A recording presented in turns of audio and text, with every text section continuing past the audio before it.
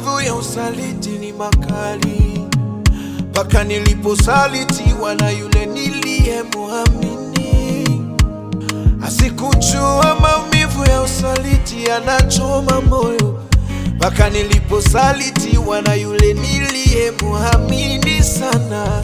Asante Mungu kwa kuwa unanipenda, huzuni uliona